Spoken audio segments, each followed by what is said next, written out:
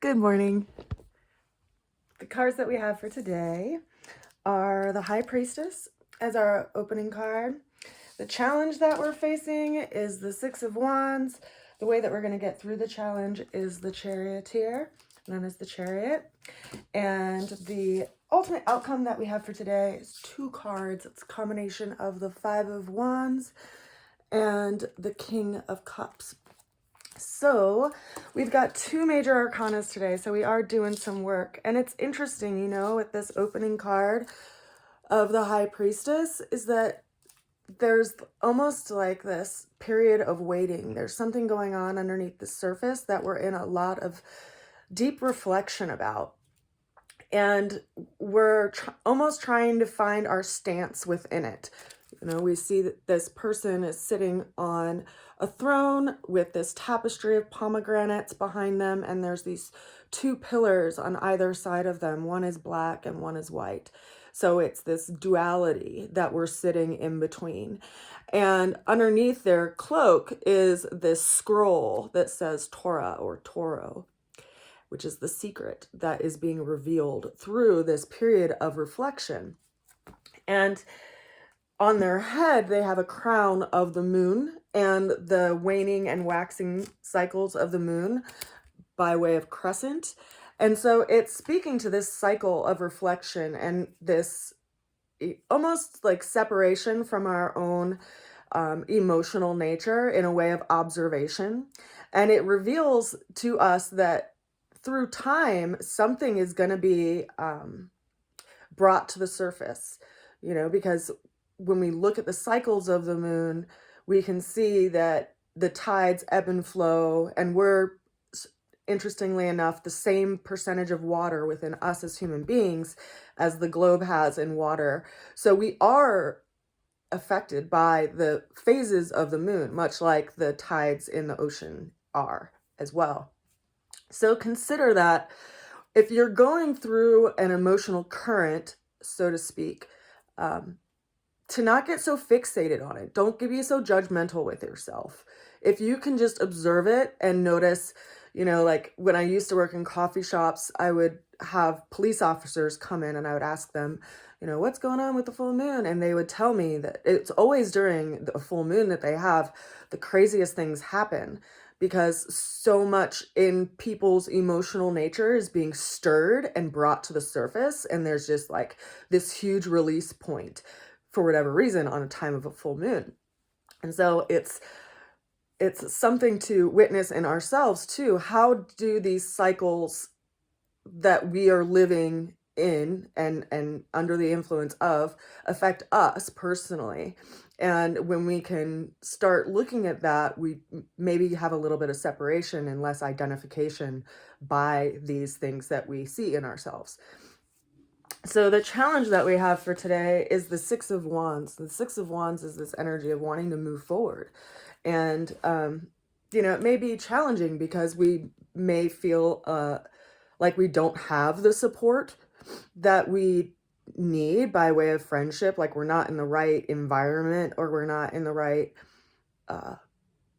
we're not surrounded by the right people, right? Because this is a person who is carrying their wand forward and they have their support system behind them, that, and it's this message of like, you know, encouragement to move forward based on your past successes. But if we're feeling challenged by this, then maybe we're, you know, being a little bit overly critical of ourselves, which brings me to this next major arcana that we have for today, which is the Chariot or the Charioteer.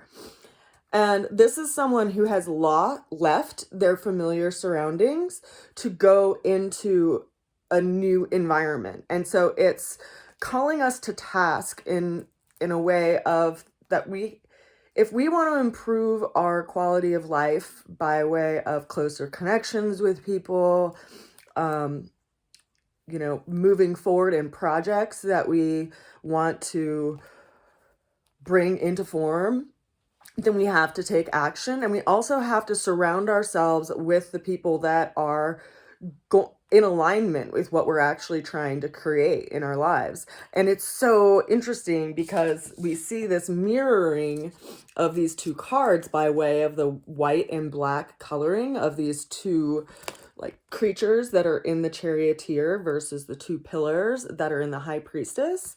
And interestingly enough, both of these cards have a relationship with the moon, and the charioteer particularly is bringing up this idea of, what within us is being stirred up for us to see that can actually motivate us to move in the direction that we feel so called to move towards, and how do we be disciplined with our own nature? How do we grab the reins of our own kind of dualistic nature?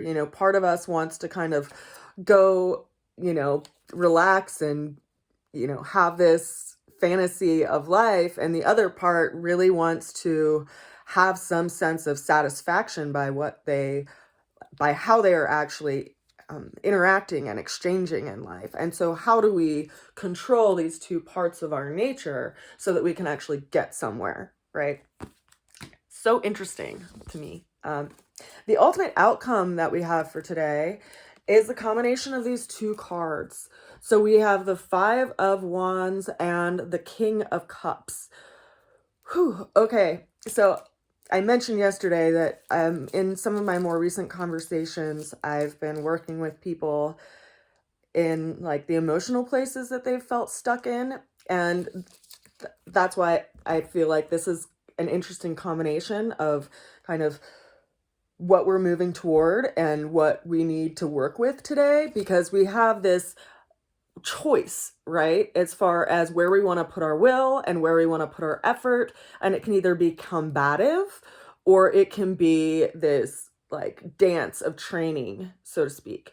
So we see these five figures and they each have a wand, and we see that they look like, they could be trying to actually be combative, but this reminds me, I don't know if any of you all are familiar with capoeira. I had the opportunity to take some classes when I was in college, and capoeira is a very beautiful way of working with a circumstance and making the most of it. So capoeira was created in Brazil, actually by Brazilian slaves. And what they did is they created this form of martial art that made it look like it was a dance, and it was this like mating ritual. And so the masters allowed it because they saw it as, this is something that riles them up, and they, have sex and we have more slaves. But really what these people were doing is that they were using this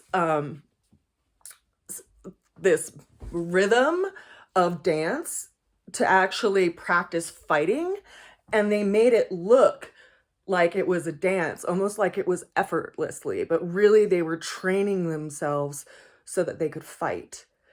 And oh man, this is the first time I've ever realized that that's like the energy of this card of like, how do we work with the energy that we are faced with each and every day?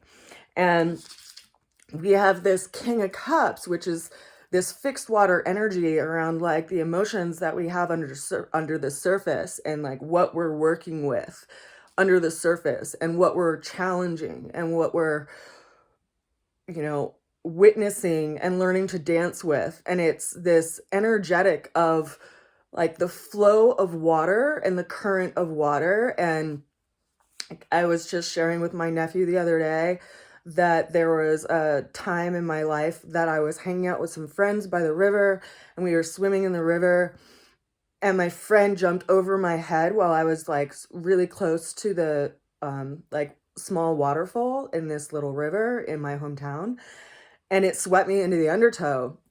And I was fighting the undertow, and I couldn't get out of the water. I was actually like running out of breath because I was fighting the water and the current. And then at one point I was like, well, if the river wants to eat me, it's going to eat me.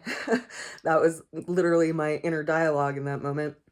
And it spit me out, and I got to the surface, and I, shook my hand at my friends. Shook my fist at my friends. It was like, you're just going to watch me drown, because they were so stunned and in shock as to like me not coming up, that they were kind of paralyzed in that moment.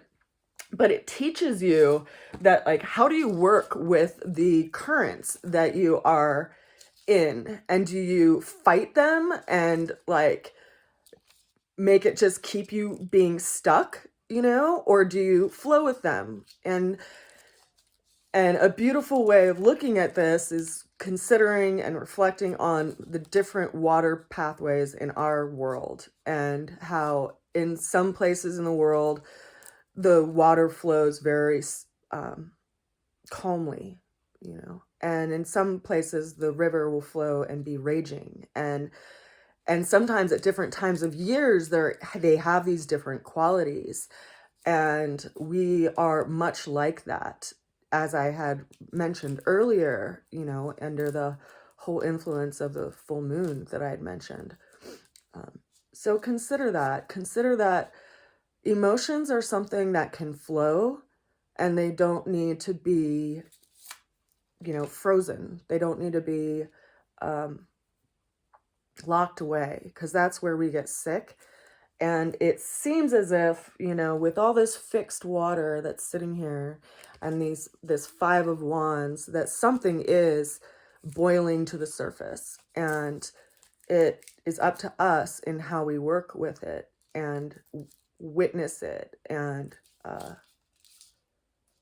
choose to dance with it.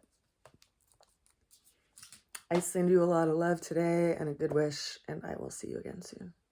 Bye for now.